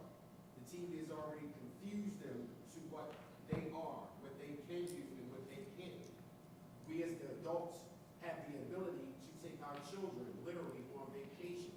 I hear mothers doing it right here on this panel, but it's not a national thing. It's not even a community thing. There are small family members who are small families from these major inner city African American communities who will actually take their children outside of the community to show them something other than what they have always seen. We know that we were told the world was flat at one point, but it was proven that it wasn't when we actually went out and did the scientific research to do that. I have 4 children. All of them are interested in science, interested in math, but none of these committees, none of these caucuses make it to those schools. We hear about you on the news. We hear about some of your policies. The camera can't actually give us everything that you talked about here. Camera won't give us every last one of these committee meetings. But you, as a committee member, congressman, it Your 14-year-olds will actually grow children that will be right behind those children, and so on and so forth. I am 41 years old. I have seen 25 years of absolute deplorableness from our culture. Why? Because we've allowed it to happen. When you actually start to feel convicted behind that yourself, you're going to get up and do something to change that. When you feel miserable, you're going to find some way to change that. Your spirituality is the first key. Here's a youth minister, all right, but does the school recognize the youth program for the teachers to actually become a part of it? See, that's the other thing. If you actually have a child being taught by a teacher all day long, his mother and father are the secondary information. That teacher becomes his first source of information, which when he was a child, an infant, the mother was the mother and father were the original source of information, the original source of morals, guidance, and understanding. So when we actually allow the children to be taught without any hands-on of what they're being taught and where they're being taken, yes, we leave ourselves with this ultimate problem. So can I just jump in real quick? And I thought I saw a hand over here. I will speak for the BLM, and I can speak for a lot of the other agencies as well. They do have very well-established environmental education programs, and you can go online a lot of the times and get that information, or even go out, because they do have a lot of programs for kids. Again, it goes back to, we have to show up. I know we do. I would love for this to be involved. Yeah. Ultimately, the African-American community has never even seen it. I've only been once. And that So was- please make sure that you get the information from these people. So did I have any hands over here? I thought I saw. Any hands over here? Okay. I'm going to ask a question that really, it's not, you haven't discussed at all. But the Bureau of Land Management has a lot of contracting for industry jobs, loggers, cutters, people who are planters, et cetera. I happen to come from a family that are loggers, and which I'm still is in the business. And how difficult it is, and this is the financial part of it, and building an enterprise as an entrepreneur. How easy is it, or how that has changed that the Bureau of Land Management has made it possible for African-American entrepreneurs to get these type of contracts? Because I know that the cousins that do this work, and they continue to do it for years and years and years, and do relatively well, but they get very little contracting from the Bureau of Land Management. Anyone want to comment about that part of it? I'll This get that is to the Mike. economic part for an entrepreneur that's not, that really has a business going, that does his work. Yeah, I can speak to how difficult it is. I can speak to what we're trying to do to make it much easier. And so information, it's, for too long, people did not know they too can compete for these contracts. Now, I must admit, someone who's a big logger, a big outfitter, seems to be or feel they're more qualified. But I think it's, again, getting people of color, getting communities of color to engage in these type of discussion and being able to apply for them. And I think they can be successful. Too often, sometimes, it seems hard, and because we're not one of the big companies, we're not competing. Lots of information on our website now. We pretty much laid out exactly everything that one can do to be able to compete. So again, you don't necessarily have to go hire a big lawyer or someone, but you too can compete. So I think we're trying to make it much easier. I don't have the stats on how much now we have competing. And I think probably, and Mike, you can help me with this, out of all the federal agencies, there's probably more opportunity to do business with BLM because of the way BLM set up. There are so many different things that they do. But as a former public affairs specialist, I would offer to you, read the Federal Register, which is something most people probably never even think about. But that's where BLM will announce a lot of the things that they're looking for in the Federal Register, or just make sure you go to the website, because they're going to put out a press release, they're going to put the information there. I think that as far as getting out and trying to get people on the land and all that, that's one of the things that they're working on the most. But I don't know if the agencies so much have a huge outreach plan to get information to business owners. So I think that goes on to the business owner, say, if I want to do a logging thing, that you have to go on the website, find out which state it is, find out which person. So that was one of the questions that I wanted to ask you. So what would his first step be? So grant.gov. Okay. And so Grant.gov. grant.gov. Every grant that the Bureau, and we do close to about $300 million every year. Every grant that we post must be posted for 60 days, and it's not like a contract. You have one, I believe, one of the agreements. The agreements allow the individual to return. For instance, we have an area that may be susceptible to fire, so we may put an agreement there says we need 10 acres of logs to be removed. On grant.gov, we will post that. We may get a number of people, and so from that, you can then secure that grant. That is a step. So grant.gov, every federal agency is required to post it there, and it's posted for at least 60 days. What if I, or he's a logger, what if I wanted to,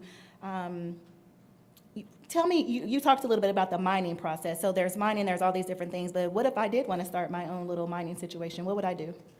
Well, again, so whether many of you know where the Bureau of Land Management have lands open, and of course knowledge, understanding what lands is open, any individual citizen of the United States can stake a claim if the lands are open for mining and where they can have up to 5 acres. And then the government have a process where every year you have to show you've invested X number of dollars, I think $250, don't quote me on that, to show every year to keep, but you can stake that claim. And we do have small miners, we call them, that is allowed to disturb up to 5 acres. And so they're out penning for gold or other types of metallics. And so that is, you can do it in Las Vegas, just about where there's federal land, California, Utah, Wyoming. So these are public lands that are open, but I think the first thing is to do, visit the BLM office to figure out, is that land open to mining? And if you visit the office and it's open, they will tell you if there's a stake there, and so it's just as easy as that. I said easy, but just not as complex. Is it free? Yes, there is, so you can stake your claim, and then there is an application fee once to register it, but it's a nominal fee. But again, it's, trust me, for the benefit that comes from it, the fee is very, very nominal. So we had somebody on the panel had something to say, but something just occurred to me when we talked about horses. So if you know anybody who's in the rodeo system, Texas, Oklahoma, or any of those places, they can get horses from BLM. Really, that's, a come up right there. So. I actually have a question for Michael. So and we're constantly trying to find different career paths within the natural resource management on federal lands. One of the areas that we've discovered and we've been training young people for is wildland firefighters. Why are we having such a hard time? So we have so many young people that are getting red carded, they're getting certified, they're going through their training, and then we keep being faced with these barriers and these walls where we have so many young people that are interested and are ready to enter those fields. There seems to be only certain demographics that are engaged for those types of opportunities. Can you speak a little to that?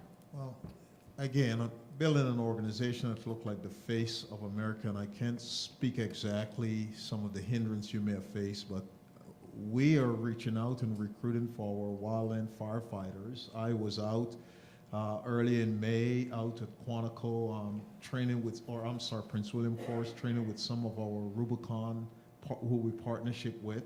And so I think once you have a red card, those jobs are open to each and every one. And I'm certainly sitting in a position now that if we're experiencing that kind of problem, I can ask people and really put you in touch with you to make certain that is not happening. Is this being recorded? Okay. All right. Just one follow-up. Does the Bureau of Land Management and its many divisions have a minority contracting for? Yeah, So how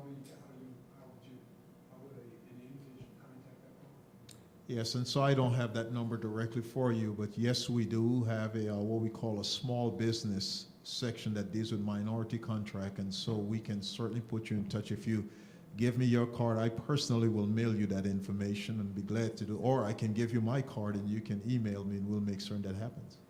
You guys are not going to believe this, but I actually went through wildland fire school. It was hard. That is why I was like, Before I go to Ender, I want to just sweep this side of the room again for questions, and then I'll go over here to Ken. Does anybody up here? Anybody? Okay. I'm going to go to Ender, then you, Ken. All right, I just wanted to kind of touch a little bit there. I think that you said something key, that we don't have people in those spaces, but I think that if you have that passion, you have that ownness, I think you should pick that up. So that means you build that coalition, you build that grassroots organization.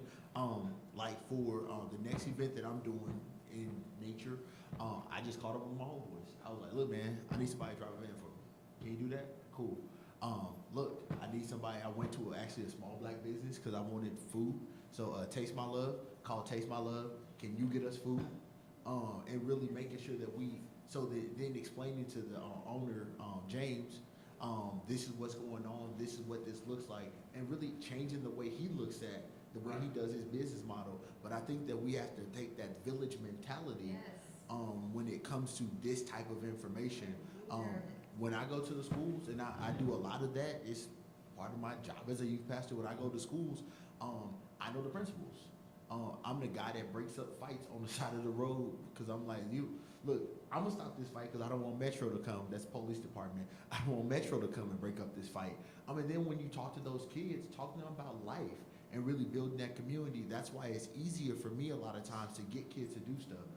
When I had them fill out the application for the next event we're doing, they said, volunteer? What you mean volunteer? Look, fill out that paper like I told you to. Because I have that relationship with these kids. And so it's not a problem if I say we're going wherever. And then once we get there, making sure that it's cultural competency that's in place, making sure that if we're going to a place that may have challenging insignias around, we still have Confederate flags in Nevada. I know it was never a part of the Confederacy, but whatever. And making sure that we can have those conversations, because if you go to those places with people who don't understand what that means to a black person, they're just gonna wash over it. Just keep going, oh yeah, they're crazy. No, let's talk about this. Let's talk about why these people feel like they need to put this up, and let's talk about how you're gonna be safe, even though we're going this place. Hillary and I went to Gold Butte early in the summer, and Gold Butte is beautiful, absolutely amazing. But we had to pass by the Bundy Ranch, and so the Bundys are very well known for pulling guns on the Bureau of Land Management. And so those who work with the Bureau of Land Management have very strong feelings about the Bundy family. But as somebody who does protest from time to time, I have very strong feelings about how these white dudes just pull out guns on the feds, and if we walking down the street, they pull guns on us. So having those kind of conversations about this is what's going on, this is the place that we're going to, and being able to prep people so that they want to come back is important. And speaking to that point, to both of your points, we want to encourage people to get out and get out and get out, but after you've gone out, we want to see you create your own situation. Say, this is really cool, I want to take the church groups, but I could take other church groups, and so instead of just going out there, then connect with BLM or Park Service or whatever and say, I want to apply for a permit, I'm going to be a guide. And then you can start charging people and doing different things like that, but that is how we start seeing more people that look like us. Ken? Thank you, Angela, for asking the question about the firefighters, because I had the same interest. I actually know one individual, in fact, Andrew knows him as well, and that was a concern of mine. I mean, they have fires every single summer. All the time. It's hard enough getting on an urban fire department, but I'm glad that there's also an opportunity. So what I'd be interested in is the statistics for firefighters that are hired state by state, as well as definitely for Nevada, and I think our moderator knows this. I'll put my mouth where my money is in terms of following up to find out what we're doing in Nevada and what we can do to get some of our students of color to become firefighters. And let's work together Yeah. on that. And I can speak to that. I don't know how it is in every state, but I'm sure it's pretty much the same. So you can become a wildland firefighter when you are 18. And so a lot of people do it during the summers. It is not at all like structure firefighting, where you kind of sit around and wait on a call. It is a lot of physical work. You are literally hiking in. You could hike in for miles and miles and miles to fight a fire, and it's all by hand. You did the pack test and all that? I did a whole fire school. So they have what they call fire school, and you learn about fire weather, you learn about all these things, and they give you the science behind it as a classroom setting, and it's usually like a week or so. And then you do the physical work. You have to put on the pack. So when you're going, it's like a 45-pound pack on your back, plus you have to carry your tool, and you have to get out there, and they do what they call cutting line. So they have to pretty much clear out the vegetation so the fire will just come up to a break. So it's very physical, but I think it's really rewarding. But again, it's one of those things that a lot of people don't know about, but it's a matter of us getting the word out and directing the funnel to where people can go do that. And so it's a really cool job, and people can go up in it. And every summer I do see at BLM a few people out there, and we do have people who stay on after the season is over, and they have different types of jobs. But I think it's definitely something that we could see more people out there, and it's something that you all may or may not know, but a lot of wildland firefighters, they do use prison help. So they have a lot of people in prison who are trained to be firefighters, but then once people get out of prison, it's usually minimum security. But one of the challenges that we talked about, and this is not something that Mike can change or fix, but maybe we can have the discussion that once people are trained in certain positions, so you have people who are in prison who are trained to gentle horses and learn how to care for horses, who do wildland firefighting, but then they have all these skills, but they're not necessarily able to get out and get a federal job. So that might be another thing too, where you take that skill and then you turn it into a business. So if I was a convicted felon and I had a business that I had to train horses, would I be able to get a contract with the federal government? I'm not versed in the contracting law, so I don't want to speak out of school, but I believe anyone who's authorized to do business can compete for a contract. I believe the restriction is when federal employment. But I think contractors, as long as you meet your business requirement, you can compete for business. Yeah. That's my So I understanding. think that's a whole different way of looking at it. When we had this discussion back in the summer, we talked about that they couldn't get a job, and I wasn't even thinking at the time, just create your own job, because that's a specialized skill set that being a firefighter, because if you're a firefighter in wildland, you are out there and you're able to do some things on the land that some people can't. That's the point that I was trying to make, so on-ramping, finding all of these different areas where we can train these young people, and that's what we're doing, and that's what it sounds like you're doing, so that we may not want to do the jobs, or you may not want to do wildland firefighting, but I can tell you there's so many young men and women that would want to do that. And when you look at who's doing it, because it's lucrative, they're good paying jobs. Why is it that we're not represented in yet that area? And I think that might be an opportunity also for someone to say, I'm going to put on a fire school, and then come to one of the agencies and say, hey, we'd like to put on a fire school. Because I can say there are so many groups sitting around, and you all know, that are trying to figure it out, and they're still saying, we don't know how to get people of color. We know. So I think sometimes we just always have to create our own opportunities and be entrepreneurial. So we could do our own fire school. We bring the agencies in, but I think a lot of times, and I know Mike can speak to this, sometimes you just need somebody to come in and have some creative ideas on how to partner, right? Yes. I also wanted to get thank you, Mike, for your offer. I also want to get the information about contracting side of things as well, because I may have business owners that are interested. We've been too quiet over here. Okay, yes. Thank you guys for the panel. I have a quick question. Crossroads University here in Maryland offers a PA in park management, recreation, and adventure. Garrison College down the street offers an AA, and the same thing for students. So if you have young people who's graduating with either BA or AA, who's interested in going into outdoor excursions or outdoor activities, how would one of those young people who are not at a traditional historically black college get involved into or connect into some of the services that you guys offer? Because they may not have heard of it. I know a young man now, about 21 years old, who's going to graduate coming up, and this is what his major is. His dream is to do outdoor excursions, just take people to the parks. We're a big park family in my house, so we're always going somewhere. I was in Palm Butte last year. I was in Goldview. I've been to Red Rock. I try to pick one on the map to do every summer. So how do you get young people who may not have that information, who would like to do these activities or start an outdoor excursion job or company to take other young people into, or camps? We see different camps, but they don't include a lot of students of color. That we can get them into zip lining and kayaking, whitewater rafting, the non-traditional things. So how can we get young people who are graduating with those majors, which is unusual, So Mike, this young man is an entrepreneur. He's decided he's not working for anybody else, and he started his own rafting business. What does he do next?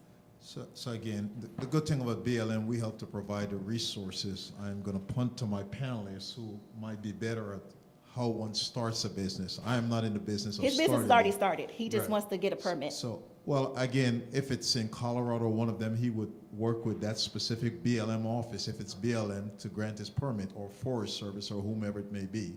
Once that individual has their permit, then they're able to be an outfitter. So it's, again, and that process, I wish I can say I'm versed in it. I'm not versed in, but I'll tell him. getting an outfitter's his permit then would allow him or her to be a guide and be able to go out in the BLM land and take individuals. So I'll give you guys just a quick structure. BLM is three structure. The top is the Washington office, which Mike is the head, so he's the boss of everybody. Then you have the state offices, and then you have field or district offices. And so let's say, we'll talk about Las Vegas. So you have the Southern Nevada District Office. You would contact that office. When you go there, ask to speak to somebody in recreation, and then they'll have a recreation planner who will then give you all the steps that you need to take to get a permit. Let's say you're in Nevada, but you want to get a permit in Colorado, then go on the BLM's website, blm.gov, and it'll have a breakdown of each state. From there, they'll tell you all about the permitting process or everything, and even on the national website. So generally, you'll fill out the application, they'll go through it, and then there'll be a fee. And a lot of times, the fee is based on what it is that you're doing, how many people that you expect to come out, and so then they'll take a percentage. It's kind of the same if you had a mining claim or something, a little bit different. They need to get a permit too. Theirs, of course, is gonna be a little bit more detailed, and they usually pay a royalty on whatever that they get out. Talk about that.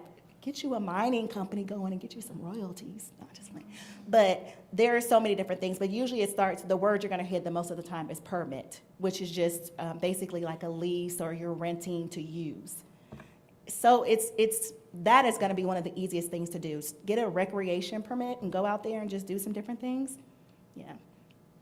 And if I could just add, I wanted to clarify, so the program that I mentioned with HBCUI, with Historically Black Colleges, that's just one program. So we have an online job portal called Serve. And on that jobs portal, students or recently graduated folks can go to look at different opportunities.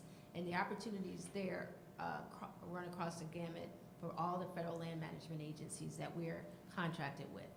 So they can, any school, so long as they qualify for the opportunity.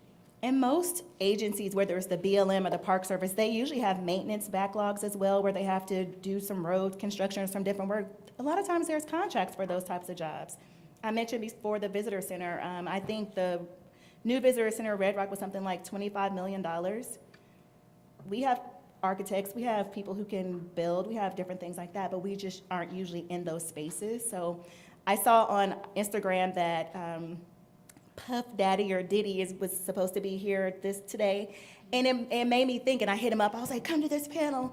But the thing about it is, we need to also see celebrities and things like that advocating for this type of thing. So before I left BLM, maybe 6 months or a year before I left, I was at a site monitoring project, and T.I. and CeeLo Green were out there doing a video. And so you remember when T.I.'s family had the family hustle, well, they were filming out there too. So the whole family hustle was, his whole family was out there and everything. But that's another thing, film permits. If you have a video that you want to shoot, that's things that you can do on the public land. If you have a movie that you want to shoot, those are some of those things. But I want to start seeing people like that start advocating for us to get out and about. So I'm going to just shoot this question to the audience. Any of you have any idea how we can connect more with people of influence to spread the word about public lands and getting outside? Well, I Oh, just go ahead. realized, and I didn't even She's like, saved. do it. No, we're coming back. I just saw that Lauryn Hill and Nas have this concert tour that they're doing called Powernomics, and they have identified charities that they want to support with this tour, and they named our organization. So I'm like, so does this mean I can call Lauryn Hill and be like, hey girl? So I'll see, I'll follow up, because maybe that is a way that we can get some kind of access and Or even do some, hold on one second, even do some stuff. We had Britney Spears out at this dry lake bed, and she was doing a residency in Vegas. She's still there, and she did her opening out on BLM land, and we were there probably like 4 in the morning, and she helicoptered in. It was a huge deal.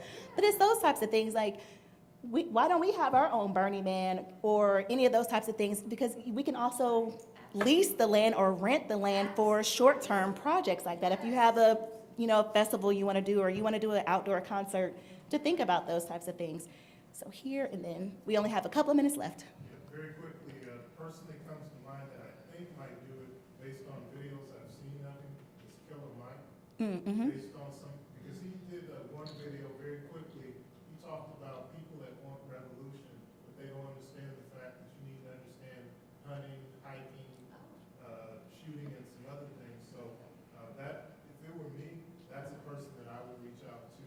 Okay. See if he'd be interested in doing something like this. So in our last couple of minutes, I'm going to start with Ender, and I'm just going to ask you to give a brief, what is your best public land experience and why? Best public land experience. Actually, it's to come. Next year, in June, it'll be 10 years for me and my wife, and we're planning to renew our vows at Red Rock. I told him about that spot. I'm so excited to go to this wedding. Oh, you can get married on public lands too.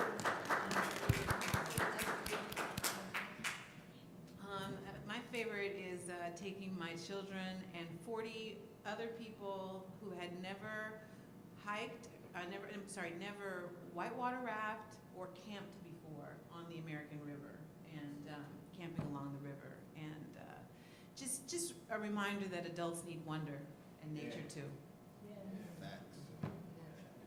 I think my favorite is coming up next Friday, and it's something we do in partnership with the Martin Luther King National Historic Site in Atlanta, Georgia, where we do something called the Legacy Camp Out, Urban Camp Out, where we bring youth from inner city Atlanta to camp out on the grounds of the Martin Luther King National Historic Site. And for most of them, it's their very first time camping. So we do s'mores, and we grill, and we tell stories, and just the bewilderment in the eyes of these young people with that experience is something I look forward to. Well, I get to live and play and be out on the public lands, and so if you ask, I guess it's just getting out on the lands and being able to walk the grounds. A couple of months ago, I was out in Idaho, and I spent 6 hours on horseback with the lieutenant governor and a number of other people, just riding out on the land, seeing the resources and the impact on it. So being out on the land is my best. I was born and raised in Guyana, South America, where it's an outdoor tropical country, and so love being outdoors. No one had, as a matter of fact, my mom had to beg me to come inside. And so, we need to get back to the time when you tell your kids you can go outside as long as you're back in by sundown, but this time being out on the lands playing. And so that's how I grew up, So again, that's my experience. Do we have any last questions before we wrap? Yes. I work for a forest preserve in the county. One of the things I see is there's not many African Americans being trained for that job or being mentioned in the inner cities where they can actually at one point be a naturalist or a naturalist aid, or they don't even know the qualifications. So how would that be able to get out to them? Because that really bothers me when we don't see any of people of color with the opportunity, or they make it, the qualifications so great that the inner city person wouldn't even qualify to keep, no matter what. So how can we address that? I think one of the ways is by connecting with an organization like what Angela is doing. So please connect with her after. I think we need to, we don't ever want anyone to lower the qualifications. We want to make sure that we're up to where the qualifications are, but I think it's what the gentleman up here was saying, getting kids involved early on so that they understand, getting the youth involved, and we increase our awareness, and I think it's just a matter of us stepping up. I know one of the discussions that we've had a lot is about making sure that there's access to the public lands for people of color. And I was saying, I don't think anyone is really trying to keep us out, because I know a lot of the ologists don't want anybody to go in. They're not even, whoever it is. But I think taking this opportunity to make sure that you're going on the website, make sure that you find out what the Next 100 Coalition is all about. We have a website, and making sure that we're connected to those resources, but we all have to step up. and make sure that we're taking advantage of the things that are going on. So definitely connect with Angelo for sure. So I want to thank all of you who came today. I really appreciate it. All of the panelists really appreciate it. Yeah. Thank you to Congressman Hastings' office for allowing the Next 100 Coalition to be a part, and thank you to each of you. I'm honored to be able to do this with you today, so thank you so much.